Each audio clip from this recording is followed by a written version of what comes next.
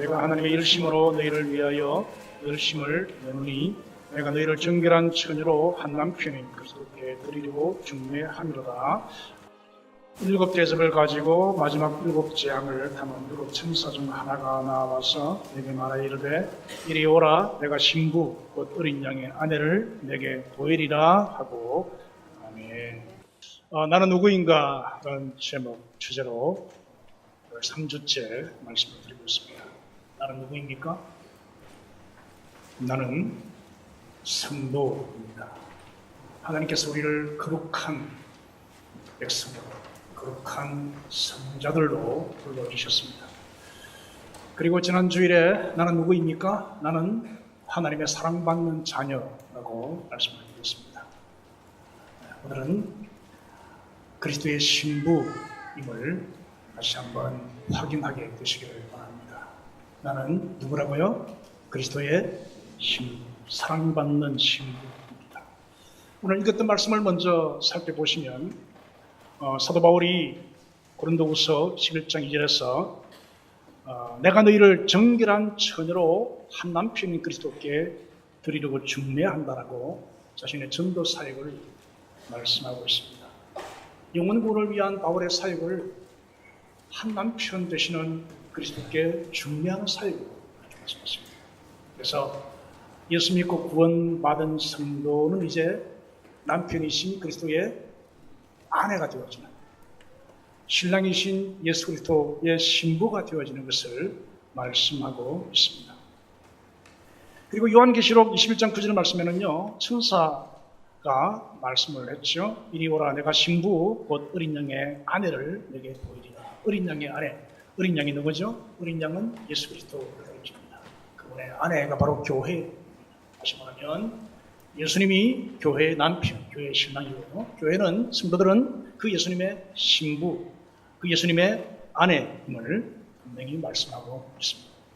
예수님과 우리와의 관계, 예수님과 나와의 관계는 신랑과 신부와의 관계임을 성경이 가르쳐 주고 있습니다. 따라서 예수 믿고 구원받은 모든 성도는 그리스도 예수의 사랑받는 신부임을 다시 한번 확인하게 되시기를 바랍니다. 오늘 내가 누구인지 바로 그리스도의 신부임을 분명히 아시고 신부로서의 삶을 살아가는 모두가 되시기를 바랍니다.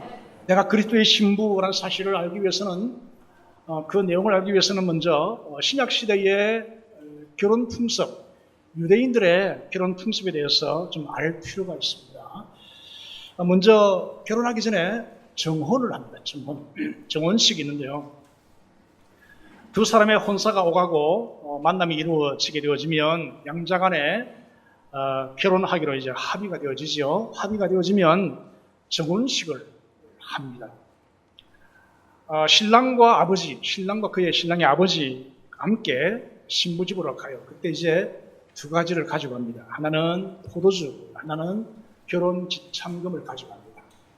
그렇게 해서 이제 신랑과 그의 아버지가 가서 신부의 가족과 함께 이제 마주 앉습니다. 그래서 신부와 그의 가족, 그리고 신랑과 그의 아버지 이렇게 해서 한 자리에 앉아서 신랑이 먼저 포도주를 따르고서 자기가 한 모금 마십니다. 마시고 이제 신부에게 그 한 모금 마신 포도주 잔을 건넵니다. 신부는 그 잔을 받아 마실 수도 있고 또 거부할 수도 있습니다. 받아 마시게 되어지면 이 정혼식이 이제 성립이 되는 것이고요. 만약에 신랑이 자신이 한 모금 마시고 건네주어도 신부가 받아 마시지 아니하면 이 정혼, 이 결혼은 이제 취소가 되어지는 거죠. 그래서 신부가 그 잔을 받아서 마시게 되므로 정혼이 성립이 되는 것입니다. 일종의 언약식이죠. 이제 우리가 결혼을 한다 하는 그런 언약식입니다. 그렇게 되어지면 이제 신랑은 준비해간 그 결혼 지참금을 신부 아버지에게 건네주지요. 그렇게 해서 정혼식이 이루어지게 되어집니다. 이 정혼식이 이루어지게 되어지면 법적으로 두 사람은 부부가 되어집니다. 우리나라의 약혼식과는 좀 다르죠. 사실상의 결혼입니다. 그래서 법적으로 합법적인 부부가 이 정혼식을 통해서 이루어지게 되어집니다. 요셉의 가정을 아시죠? 요셉과 마리아, 예수님의 육신의 부모님. 그 요셉의 가정을 보시면 요셉이 마리아와 정혼하고 동거하기 전에 마리아가 잉태를 하게 되죠. 어떻게 해요? 성령으로 잉태를 하게 되어집니다. 그래서 그 사실을 알고는 요셉이 자기 아이가 아닌 줄 알고는 가만히 끊고자 했죠. 그런데 성령께서 요셉에게 성령으로 잉태되어진 사실을 알게 하죠. 그래서 그를 계속해서 맞이하게 되어지고요. 누가복음 2장 5절에 보시면 그 약혼한 마리아와 함께 호적하러 올라갔다 했습니다. 그때 이미 마리아는 잉태되었고요. 그 다음 구절 보시면 베들레헴에서 그 정혼한 상태에서 그 말 구유에서 아이를 낳습니다. 그렇지만은 전혀 문제가 되지 않는, 왜죠? 이미 법적으로 합법적인 부부였기 때문에 그렇죠. 이게 그 당시의 정혼 상태입니다. 그러나 아직 절차는 남아있죠. 어떤 절차가 남아있겠습니까? 말씀드리겠습니다. 집으로 이제 돌아간 신랑은 그때부터 두 사람이 살 신혼집을 준비합니다. 헌집을 수리하기도 하고 또 많은 경우에 새로 집을 짓습니다. 새로운 가정이 거하게 될 그런 집을 짓습니다. 그렇게 해서 한 6개월 내지 1년 정도 집을 마련하는 그런 시간들을 가집니다. 그렇게 해서 신혼집이 마련되게 되어지면 이제 신랑이 신부를 데리려고 신부집으로 가게 되어집니다. 여기와 관련되어진 구절이 있는데요. 요한복음 14장 2절 3절 보시면 한번 읽어볼까요? 다 같이요. 내 아버지의 집에 거할 곳이 많도다. 그렇지 않으면 너희에게 일렀으리라. 내가 너희를 위하여 거처를 예비하러 가노니 가서 너희를 위하여 거처를 예비하면 내가 다시 와서 너희를 내게로 영접하여 나 있는 곳에 너희도 있게 하리라. 예수님께서 가신다는 것입니다. 우리와 정혼을 하고 가십니다. 어디로요? 하나님의 나라로. 가서 뭐 하신다고요? 우리를 위하여 거처를 예비하십니다. 우리와 함께 결혼하여 살 집을 준비하시러 가십니다. 그리고 거처를 예비하면 다시 오십니다. 뭐하러 오십니까? 우리를 데리러, 신부들을 데리러 오십니다. 그래서 오셔서 나중에 이제 천상에서 혼인잔치가 벌어지게 되어지는데요. 그 혼인 예식에 대해서 말씀드리면 이제 신혼집이 마련되게 되어지면 신랑이 들러리들과 함께 신부를 데리러 신부집으로 갑니다. 신랑의 전통적인 의복을 갖추고 그리고 횃불을 들고 밤에 행진을 해서 신부집으로 갑니다. 자, 이런 말씀이 있지요. 요한복음 3장 29절에 함께 읽어볼까요? 신부를 취하는 자는 신랑이나 서서 신랑의 음성을 듣는 친구가 크게 기뻐하나니 나는 이러한 기쁨으로 충만하였노라. 누구의 말씀이죠? 세례 요한에 관한 말씀이에요. 예수님이 이제 신랑이 되셨고 그리고 신부들을 취합니다. 그런데 옆에서 기뻐하는 들러리가 있습니다. 바로 요한이 자기를 가리켜서 그렇게 말하고 있는 것입니다. 신랑의 음성을 듣는 친구가 크게 기뻐합니다. 나는 이러한 기쁨으로 충만합니다. 당시에 그 결혼 절차, 결혼 풍습을 가지고 말씀하신 그런 내용이죠. 신랑이 이제 신부를 데리러 온다는 증가를 신부집에서 받습니다. 그러면 그때부터 이제 신부집에서는 잔치를 준비합니다. 잔치를 크게 준비를 해요. 주로 이제 밤중에 신랑이 신부집에 도착을 하는데 오는 과정에서 여러 가지 일들이 있을 수 있습니다. 그 당시에 교통이 좋지 않으니까 여러 가지 이제 빨리 오기도 하고 늦게 오기도 하고 그렇게 이제 신랑이 도착을 하게 되는데 신부집에서는 신부의 들러리들이 먼저 신랑을 맞이하러 나아가죠. 여기에 관련된 내용이 있지 않습니까? 마태복음 25장 1절 2절을 보시면 그때의 천국은 마치 등을 들고 신랑을 맞으러 나간 열처녀와 같다 하리니 그 중에 5은 미련하고 5은 슬기 있는 자라. 오는 신랑을 맞이하기 위해서 이 신부 측의 들러리들이 이제 준비를 하고 있는 거죠. 등불을 준비하고 기름을 준비하고. 그런데 기름을 준비하지 아니한 사람들은 미련하다. 그래서 신랑을 맞이하지 못한다. 그런 이야기죠. 그래서 이제 들러리가 먼저 나가서 신랑을 맞이하게 되어집니다. 신랑이 이제 신부집에 도착을 하면 잔치가 시작이 되어집니다. 거의 일주일까지 잔치가 계속되어집니다. 아주 거대한 그런 잔치가 벌어지죠. 온 마을이, 온 동네가 함께 잔치에 참여합니다. 그렇게 해서 새로운 한 가정이 탄생을 하게 되어집니다. 이런 그 당시에 결혼 풍습을 이해하는 것이 왜 중요하냐 하면 지금 나와 예수님과의 관계, 지금 우리와 예수님과의 관계가 어떠하냐 하는 것입니다. 우리의 신분이 무엇이냐 하는 것을 이 결혼 풍습은 정확하게 알려주고 있습니다. 자, 지금 예수 믿는 성도는 어떻습니까? 어떤 상태입니까? 예수님과 정혼한 신부입니다. 신랑 되신 예수님과 정혼한 그런 신부죠. 아직 혼인예식을 올리기 전입니다. 언제 혼인예식이 올려집니까? 언제겠어요? 주님께서 재림하실 때, 재림하시면 천상에서 거대하고 영광스러운 혼인잔치가 펼쳐지게 되었습니다. 주님께서 오시면 이 땅의 모든 신부들이 신랑 되신 주님을 맞이하게 되었습니다. 그래서 천상에서 거대하고 아름답고 영화로운 혼인잔치가 滅설되게 되어집니다. 그런데 그 혼인잔치를 하기 전까지라도 우리는 뭐죠? 우리는 합법적인 부부예요. 누구와? 예수님과. 예수님이 우리의 신랑이고 우리는 뭐죠? 우리는 그 주님의 신부가 되었다 하는 것입니다. 우리와 이제 정혼식을 맺었다는 것이죠. 그래서 예수께서 이제 그 철을 예비하기 위해서 아버지께로 하나님 나라로 올라가셨어요. 때가 되면 우리를 데리러 오실 것입니다. 바로 그때가 재림의 때입니다. 영광스러운 혼인잔치가 천상에서 펼쳐지게 될 것입니다.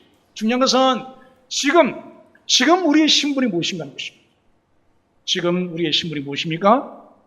지금 예수님과의 관계 속에서 우리의 신분이 뭔가 하는 거죠. 뭐죠? 그리스도의 신부입니다. 신랑이 누구죠? 예수님이 나의 신랑입니다. 남녀 관계없습니다. 나는 남자인데 무슨 신부냐? 관계없습니다. 모두는 다 주님의 신부입니다. 유대 결혼 풍습에서 정혼은 뭐라고요? 사실상의 결혼이에요. 법적으로 부부라는 것을 인정해 줍니다. 단지 혼인 예식을 올리지 않았을 뿐입니다. 그래서 나는 예수님의 신부요, 나는 예수님의 아내인 것입니다. 예수님은 나의 신랑이요, 나의 남편입니다. 믿습니까?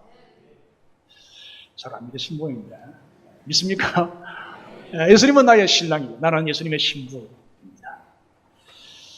자, 내가 예수님의 신부, 그리스도의 신부라 할 때에 그 신분, 신분 속에 담겨져 있는 가장 중요한 의미가 뭐냐면 사랑의 관계입니다. 사랑의 관계. 그리스도께서 나를 신부 삼으시고 그리고 부부의 사랑으로 나를 사랑하신다는 것입니다. 이전에도 사랑하셨고 지금도 사랑하시고 앞으로도 사랑하실 것을 우리가 아는 거죠. 뭐 때문이죠? 예수님이 나의 신랑이시기 때문에 그렇습니다. 여러분, 사람은 밥을 먹고 사는 것 같지만 사실은 사랑을 먹고 살죠. 사랑을 먹고 삽니다. 사람들이 외로워하는 이유는 사람이 없어서라기보다는 사랑이 없어서 외로운 것입니다. 사람들이 아파하는 이유는 몸이 아파서라기보다는 사랑을 받지 못해서 아프고 사랑의 상처 때문에 아파하는 것입니다. 이 땅에 태어난 아이가 제일 먼저 경험하고 배우는 것이 뭔지 아십니까? 바로 사랑. 태어난 아이가 제일 먼저 배우고 경험하는 것은 사랑이에요. 막 태어난 아이, 아직은 시력이 없어서 엄마의 얼굴, 모습 보지 못하지만 그러나 그 엄마의 품에 안겨서 젖을 빨 때에 엄마의 사랑을 경험하는 것입니다. 사실은 젖을 빠는 것보다는 엄마의 사랑을 빠는 것입니다. 엄마의 품에서 엄마의 사랑을 느낄 때 아기는 정말 편안하고 그리고 행복해집니다. 충족히 엄마의 사랑을 받고 엄마로부터 풍족한 젖을 먹고 잠들어 있는 아이를 보십시오. 여기에 참 평안이 있고 여기에 참 행복이 있지 않습니까? 이보다 더 큰 행복이, 더 아름다운 모습이 어디 있겠습니까? 그러다가 이제 동생이 태어나죠. 아이는 하늘이 무너지는 고통을 느낍니다. 사랑이 나누어지기 때문이죠. 독차지했던 사랑을 동생에게 빼앗기는 것을 느끼는 것입니다. 그래서 투정하고요, 말씀을 피웁니다. 안 하던 짓을 하기도 하고 엄마 몰래 동생을 해코지하기도 합니다. 보니까 눈을 찌르기도 하고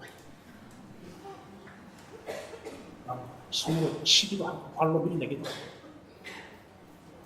아이가 못돼서 그러하는 것이 아닙니다. 사랑을 빼앗기는 것이 고통으로 와닿기 때문에 그런 행동을 하는 것입니다. 이전에 그 충족된 사랑을 되돌려 받고 싶어 하는 감정 때문에. 이런 찬송이 있죠. 당신은 사랑받기 위해 태어난 사람. 그렇습니다. 우리는 사랑받기 위해 태어난 사람들입니다. 사랑을 받아야 합니다. 사람은 사랑이 충족되어야 행복하도록 그렇게 지원받았어요. 그래서 아무리 다른 것이 채워져도, 외적인 것들이 채워져도 사랑이 채워지지 않으면 행복할 수 없어요. 참 놀라운 것은 예수님이 그런 우리에게 사랑을 주시고 계신다는 것입니다. 그런 우리의 사랑의 욕구를 예수님께서, 주님께서 채워주신다는 것입니다. 그것도 부부 관계 속에서 신랑이 신부를 사랑하듯이 그렇게 여러분들을 사랑하신다는 것입니다. 그 사랑을 아십니까? 그 사랑을 느끼십니까? 그 사랑을 경험하고 사십니까? 오늘 우리를 신부 삼으신 그리스도의 사랑이 어떤 사랑인지 한번 알고 경험하는 그런 시간 되어지기를 바랍니다. 자, 우리를 신부 삼으신 그리스도의 사랑이 어떤 사랑이겠습니까? 제가 세 가지를 말씀드리겠는데요. 첫 번째는 그리스도의 사랑입니다. 다시 말하면 하나님의 아들의 사랑이죠. 여러분, 사랑은 다 같은 사랑이 아니지 않습니까? 사랑도 다 다릅니다. 누가 나를 사랑하느냐에 따라서 그 느낌과 감동이 달라진다는 것입니다. 거리의 노숙자가 술에 취해가지고 아주 고약한 냄새를 풍기면서 다가와서 여러분에게 사랑을 고백한다 합시다. 좋아하시겠어요? 행복하시겠어요? 그렇지 않죠. 누가 나를 사랑하느냐 하는 것입니다. 나를 사랑하는 그분이 누구냐는 것이죠. 나를 사랑하신다고 말씀하시는 그 신랑 되신 예수님은 누구라고요? 바로 하나님의 아들이십니다. 하나님의 아들께서 나를 사랑하신다, 나의 신랑이 되신다 하는 것입니다. 이 사랑이 감동적인 것은요, 그분은 만왕의 왕이십니다. 그분은 만주의 주님이십니다. 지금도 온 세상을 다스리시는 통치자이십니다. 세상을 창조하셨고 지금도 세상의 주인 되십니다. 그분이 나를 사랑하신다니까 우리가 그 사랑에 감동되는 것입니다. 성도가 행복한 이유는 뭐죠? 성도가 행복한 이유는 바로 그 하나님의 아들께서, 만왕의 왕 만주의 주께서 나를 사랑하셨고 지금도 사랑하고 계시고 앞으로도 사랑하실 것이기 때문에 그분 그 신랑의 사랑 때문에 우리가 행복해 하는 것입니다. 여러분, 여고 동창생들이 모이면 관심거리가 뭐죠? 서로 물어보고 또 서로 알려고 하는 게 뭐죠? 뭘 물어보죠? 너그 남편 어떤 사람이고 이런 거, 너그 남편 뭐 하는 사람이고 직장이 뭐냐, 뭐 하고 있냐, 이런 거 다 알려고 하지 않습니까? 그것 때문에 자존심을 상하면 다음 모임에 나오지 않습니다.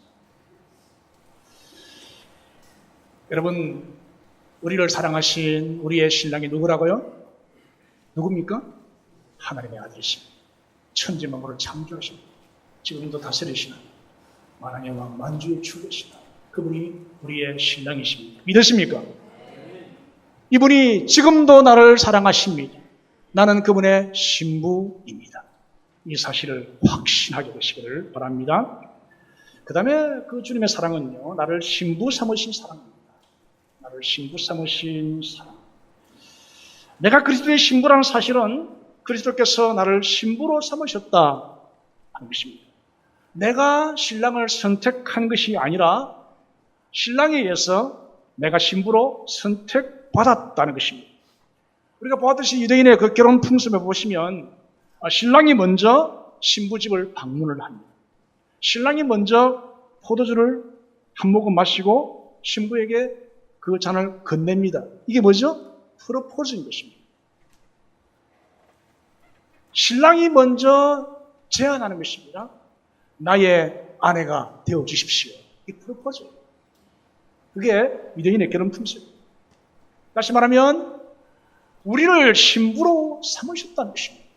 내가 신랑을 택한 것이 아니라 신랑 대신 예수께서 나를 신부로 선택했다 하는 그런 말씀입니다. 참 놀라운 이야기는 신랑 대신 예수께서 어떤 분이신데 우리 같은 사람을, 우리 같은 죄인을 어떻게 신부로 택할 수 있었냐 하는 것입니다. 여러분이 신랑 대신 예수께서 보시기에 마음에 드는 구석이 있었겠습니까? 이쁜 구석이 있어서 여러분들을 신부로 택하셨겠습니까? 여기에 하나님의 은혜가 있는 것 같아요. 우리가 얼마나 못난 사람들입니까? 그죠? 우리의 속아지도 못됐지 않습니까? 변덕이 심하고요. 또 딴짓하기를 잘하고 무엇이 마음에 들어서 나에게 우리 주님이 영광스러운 주님이 프로포즈 하신 것이겠습니까? 이것은 하나님의 은혜가 아니면 이 불가항력적인 이 사랑, 이 은혜가 아니면 이해할 수 없는 사건입니다. 여러분 이 하나님의 은혜 그리고 말할 수 없는 이 특별한 사랑을 오늘 느끼고 경험하게 되시기를 바랍니다. 나를 신부 삼으신 그리스도의 사랑입니다. 또 한 가지 이 사랑은요, 위하여 자신을 주신 사랑입니다. 신랑 되신 예수께서 신부인 우리를 얼마나 사랑하시는지 아십니까? 얼마나 사랑하시는지 아십니까? 에베소서 5장 25절에 이렇게 말씀하죠. 우리 함께 읽어보겠습니다. 남편들아 아내 사랑하기를 그리스도께서 교회를 사랑하시고 그 교회를 위하여 자신을 주심같이 하라. 에베소서의 말씀은 교회와 그리스도의 관계를 말씀하시는데요. 예수께서 교회를 사랑하셔서 그 교회를 위하여 자신을 주셨다라고 설명하면서 교회와 그리스도의 관계를 남편과 신부, 남편과 아내와의 관계로 그렇게 설명을 하고 있습니다. 다시 말하면 신부된 우리를 사랑하시는 신랑의 사랑은 어떤 사랑입니까? 위하여 자신을 주시는 그런 사랑이에요. 사랑은 받는 것이 아니라 주는 것이다. 그런 말이 있지 않습니까? 사랑은 주는 것입니다. 문제는 뭘 주느냐는 것이죠. 여러분 누가 사랑하냐 하면 뭘 주느냐 하는 것을 한번 생각해 보십시오. 예수님께서 우리를 사랑하셨는데 예수님께서 신랑 되셔서 신부인 우리를 사랑하시는데 뭘 주셨습니까? 들에서 키우는 양떼 가운데 한두 마리 내어준 그런 사랑입니까? 이 땅에 좋은 것, 금, 은, 보석 이런 거 주셨습니까? 아니면 고급 승용차라든지 아파트 한 채 이런 거 주셨습니까? 그런 게 주시면서 내가 너를 사랑하노라 하셨겠어요? 뭘 주셨습니까? 우리의 신랑 되신 예수님께서는 우리를 위하여 자신을 주셨다. 그렇게 보십시오. 우리 주님의 사랑은 위하여 자신을 주신 사랑입니다. 참으로 놀라운 것은 우리가 뭔데, 그죠? 내가 뭐라고, 내가 뭘 했다고 주님께서 자신의 생명을 주시면서까지 사랑하시는가 하는 것입니다. 우리가 그럴 만한 가치가 있다는 것입니다.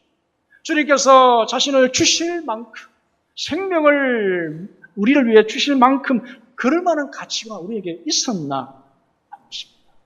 있습니까? 있었습니까? 우리 한번 확인해 보겠습니다. 로마서 5장 6절입니다. 우리 다 같이 한번 읽어보겠습니다. 우리가 아직 연약할 때에 기약대로 그리스도께서 경건치 않은 자를 위하여 죽으셨다.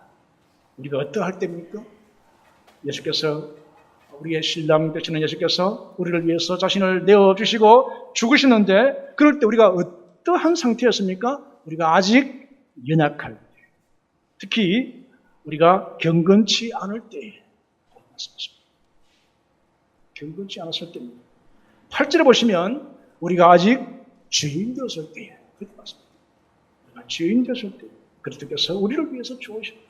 10절에 보시면 우리가 원수 되었을 때, 점점 더 강도가 강해지시고 우리가 원수 되었습니다. 하나님의 원수 되었을 때에 예수께서 죽으심으로 하나님과 우리를 화목하게 하셨다. 그렇게 말씀하시죠.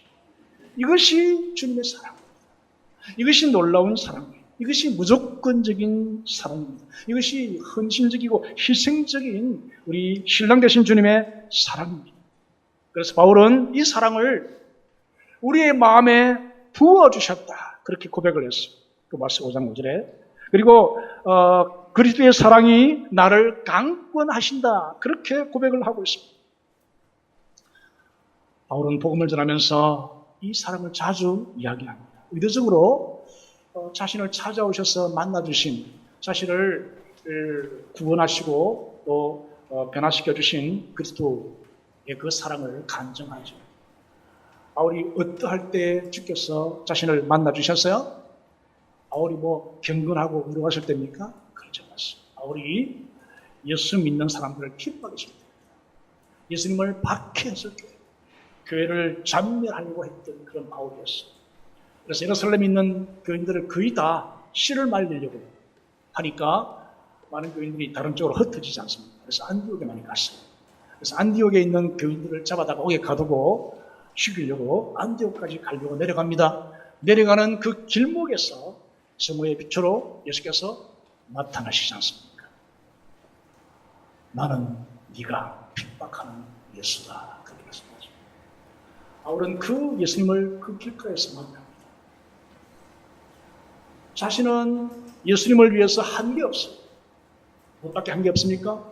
박해하고 핍박하고 교회를 잔해하고 믿는 자를 잡아다가 옥에 가두고 그런 일만 했어요. 그런데 예수님은 그런 그런 자신을 만나 주셨다. 이게 얼마나 감동스러운지 바울은 자주 감정했습니다. 이렇게 말씀을 하죠.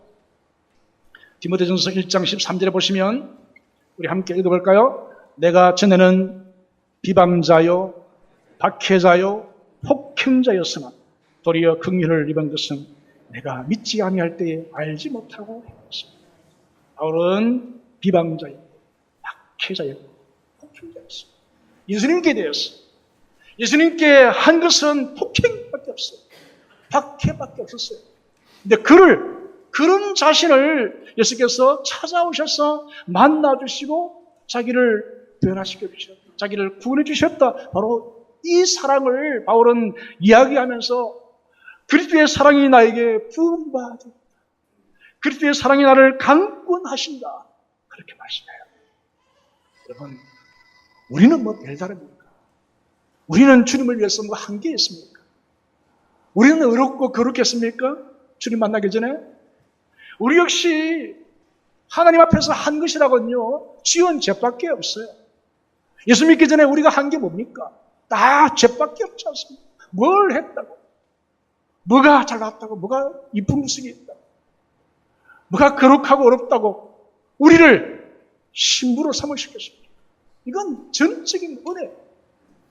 이건 말할 수 없는 조건 없는 사랑으로 이해하지 않으면 이해가 안 되는 사건이에요. 이 사랑을 여러분 아시기를 바랍니다. 이 사랑을 다시 한번 확인하시고 이 사랑을 경험하게 되시길 바랍니다. 이제 혼인잔치를 준비하는 신부의 삶이 어떠해야 하는지 한 3가지 살펴보겠습니다. 우리는 그리스도의 신부입니다. 신부로 살아갑니다. 이 땅에서. 언제 혼인잔치가 열려져요? 주님이 다시 오시면 천성에서 영광스러운 혼인잔치가 예설되었습니다. 그때까지 우리가 어떻게 신부로서 살아야 할지 3가지 제가 말씀드리겠습니다. 첫 번째는 언약을 지켜야 한다는 것입니다. 뭘 지켜요? 언약을 지켜라. 여러분, 이 정혼식이 아까 제가 말씀드렸죠? 일종의 언약식입니다. 언약식. 뭐죠? 이제 이 남자와 이 여자 두 사람은 이제 부부가 되어진다는 것입니다. 신부에게 남편이 몇입니까? 보세요. 고린도후서 11장 2절에 신부에게 남편이 몇이에요? 나오잖아요. 너희를 정결한 처녀로 한 남편. 몇 남편입니까? 수가성의 그 사마리아 여인처럼 뭐 남편이 5이고 이러면 안 됩니다. 그죠? 지금도 남편도 아니고 뭐 이러면 안 돼요. 그러니까 우리가 그리스도의 신부로서 살아가야 할 삶은요, 이 정혼할 때에 서로 맹세했던 그 언약, 나는 당신의 신부입니다.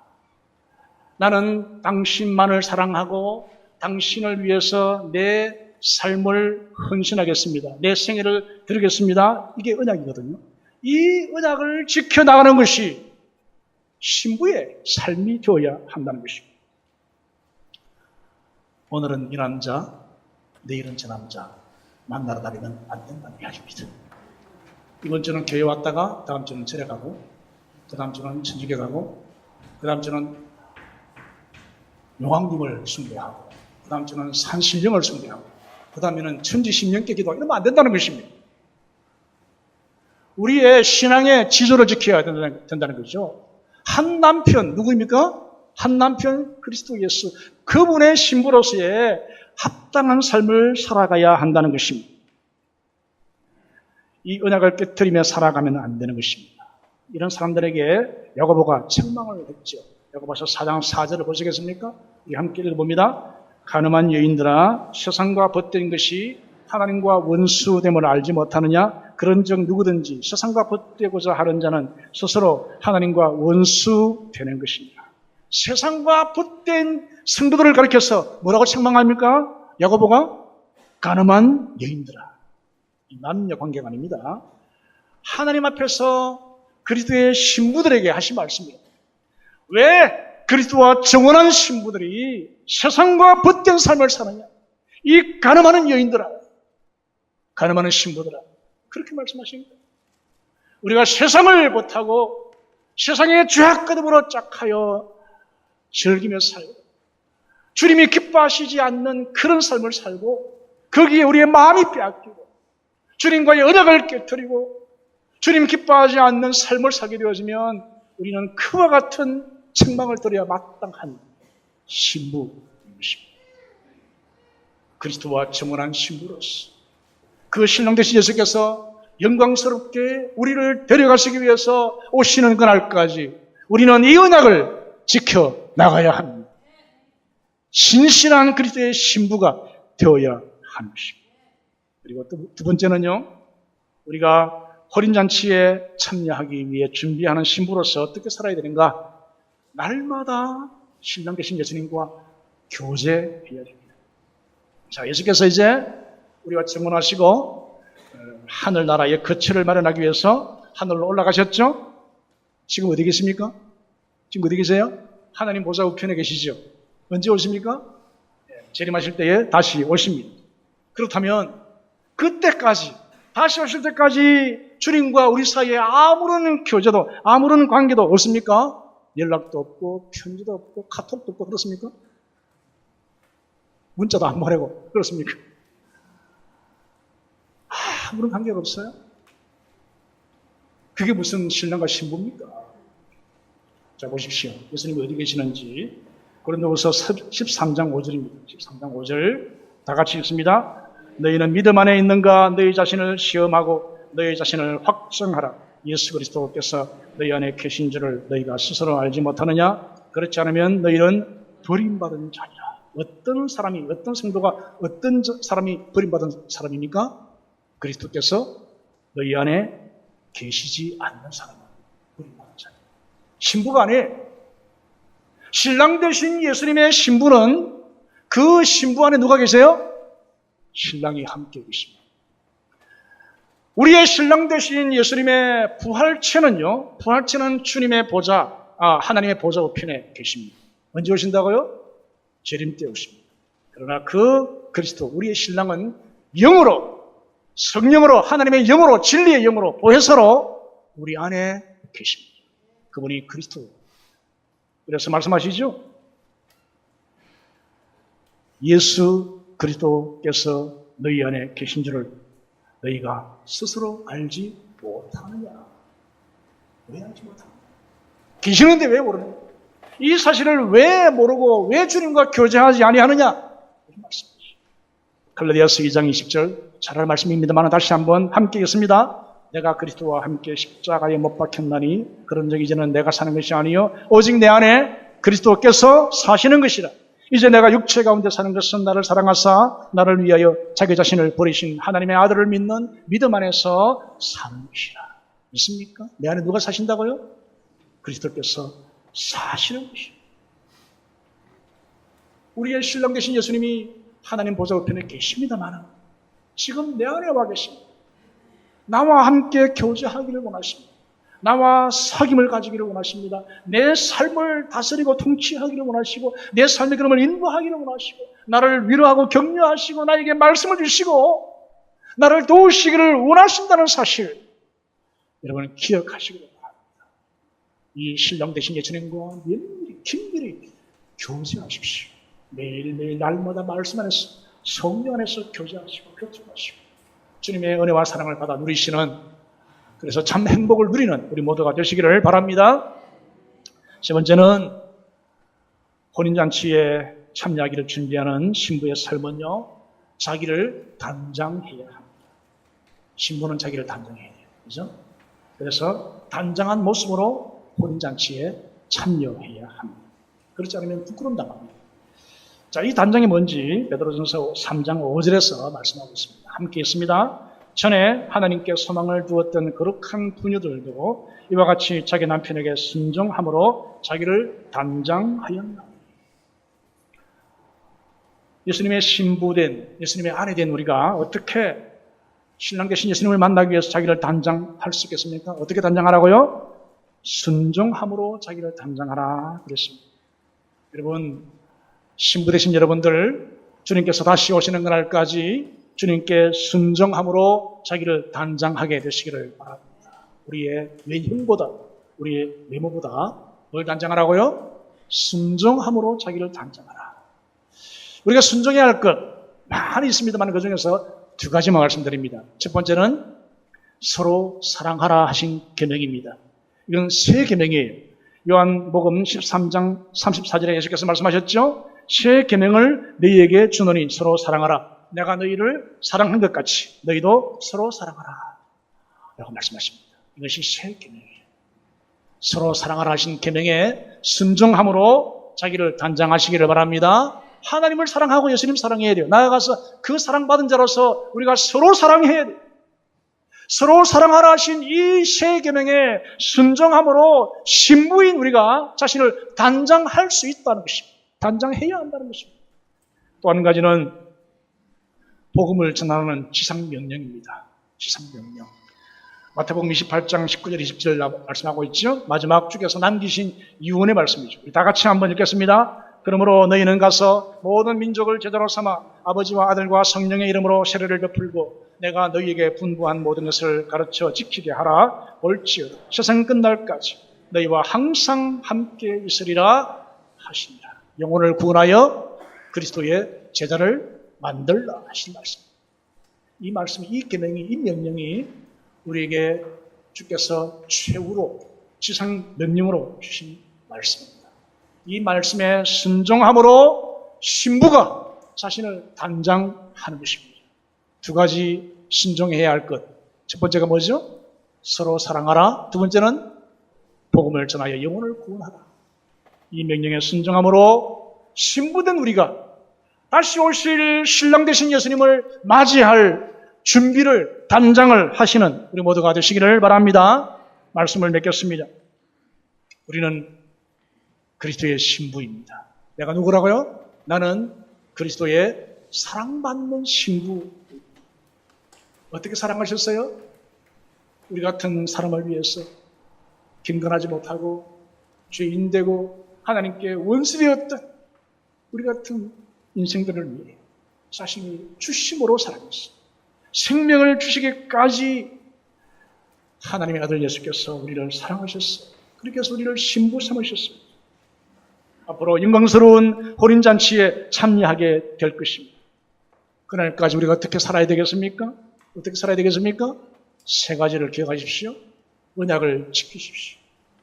신랑 되신 예수님과 정원한 언약. 한 남편, 한 신랑만 사랑하고 그분께만 헌신하기로 다짐했다. 그 언약을 끝까지 지키시기를 바랍니다. 그리고 나와 함께 하시는 그리스도와 교제하십시오.